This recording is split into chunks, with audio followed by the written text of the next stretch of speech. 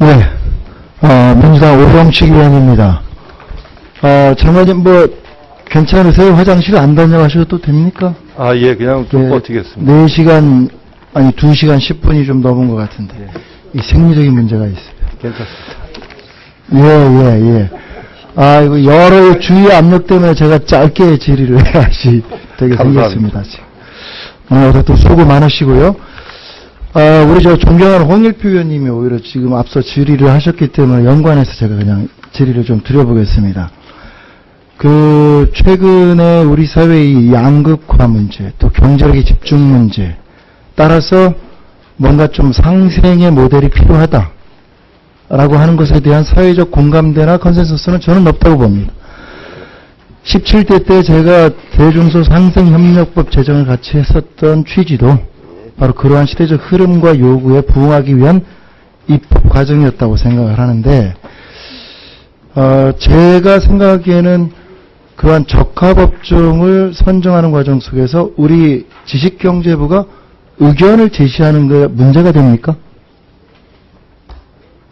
동반성장위원회에서 결정을 한다선 치더라도 그러한 것들을 심사해서 결정하는 과정에서 지식경제부가 의견을 내는 게 문제가 됩니까?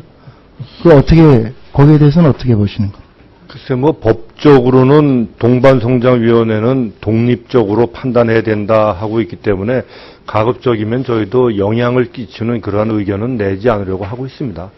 그러나 하여튼, 예를 들어서, 글쎄요, 뭐라고 말씀을 드려야 될까요? 근데 우리 지식경제부 자체가 우리 산업과 무역, 에너지, 자원 등 실물경제 전반을 진흥, 조정, 규제하는 역할을 하도록 헌법이 규정을 하고 있고 정부조직법에 규정이 되어 있습니다.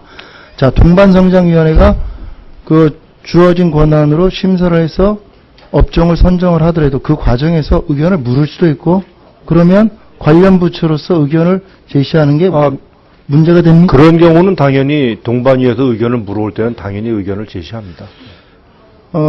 동반성장위원회에서 균형 있는 의견 수렴과 검토를 통해서 적절한 업종을 선정하는 과정 속에서는 저는 지식경제부의 의견도 물어볼 수 있고 또 물어봐야 되지 않을까 하는 게 또 제 생각입니다. 오히려 제가 지금 장관님께 좀 여쭤보고 싶은 것은 그때 제정 때 상생법 자체가 처벌 규정이 없었어요. 아예 만들 때. 그죠? 주로 이제 인센티브를 부여해서 유도하는 방향으로 했는데 지난 몇 년간 지켜보면서 너무 실효성이 없는 거지요. 그죠? 네. 그래서 이제 지금의 화두는 뭐냐? 이 상생법이 만들어져는 있는데 이 별로 실효성이 없단 말이죠. 이제 법의 좀 실효성을 높일 필요성이 있겠다 싶어서 이 지금 상생법 개정안을 이 정치권에서 발의하고 저희 당 같은 경우에는 아예 당론으로 이것을 입법 발의를 했는데 그 내용에 대해서는 알고 계시죠? 예. 그 장관님은 거기에 대한 입장이 어떻습니까? 예, 충분히 동반성장을 위해서 고민해 주시는 것에 대해서 감사히 생각드리고요. 다만 이제 저희가 고민해야 될 것은 결국 옛날에도 중소기업 고유업종이라는 법이 있었지만 결국은 이제 법 폐지를 했지 않습니까? 그런 걸로 보면은 동반성장은 결국은 문화에 의해서 정착되어야 될 과제가 더 효과가 있는 그런 과제다 이렇게 생각을 합니다.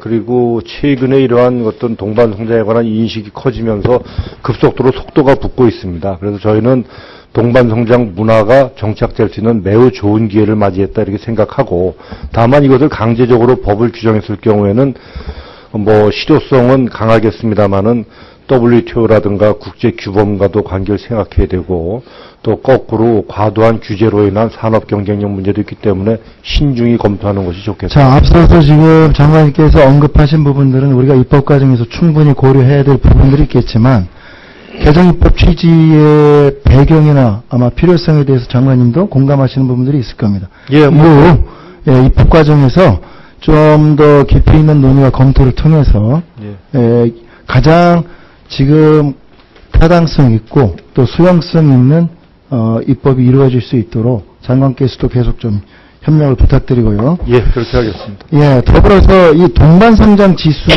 있지요. 네. 그 요번에 일부 반대에도 불구하고 56개 대기업에 대해서 평가 결과 등급을 발표한 건 의미 있는 일이다.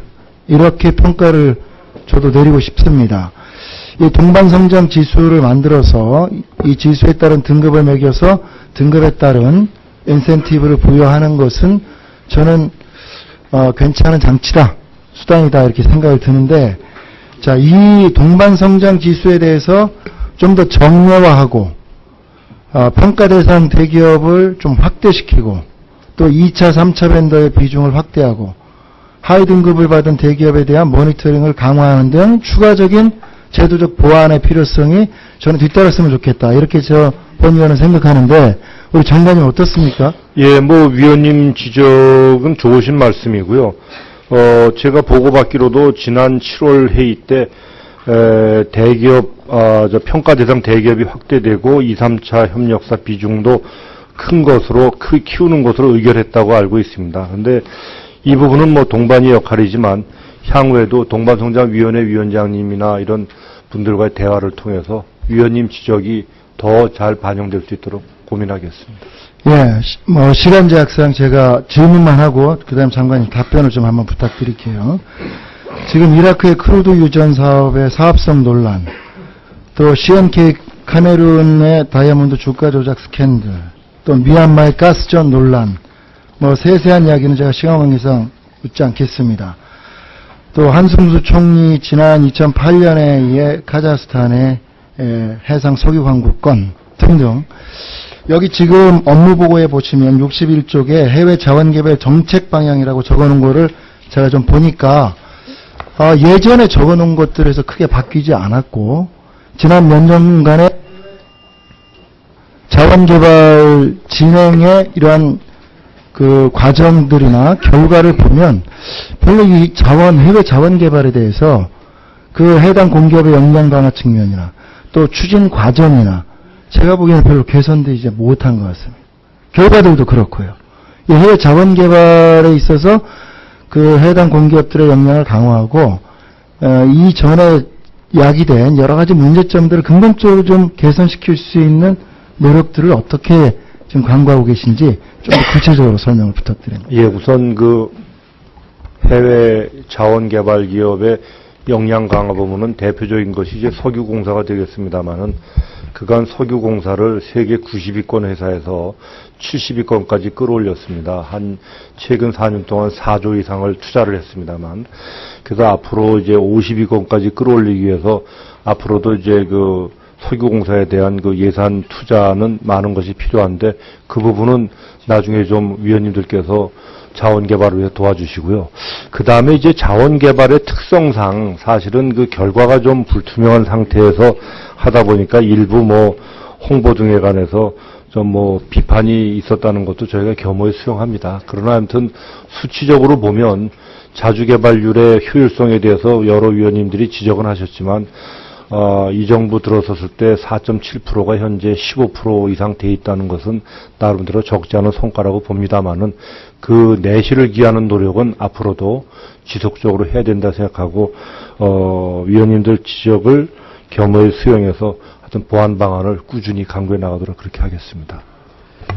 예, 수고하셨습니다. 그 다음에 여상규 위원님께서 질의해 주시겠습니다.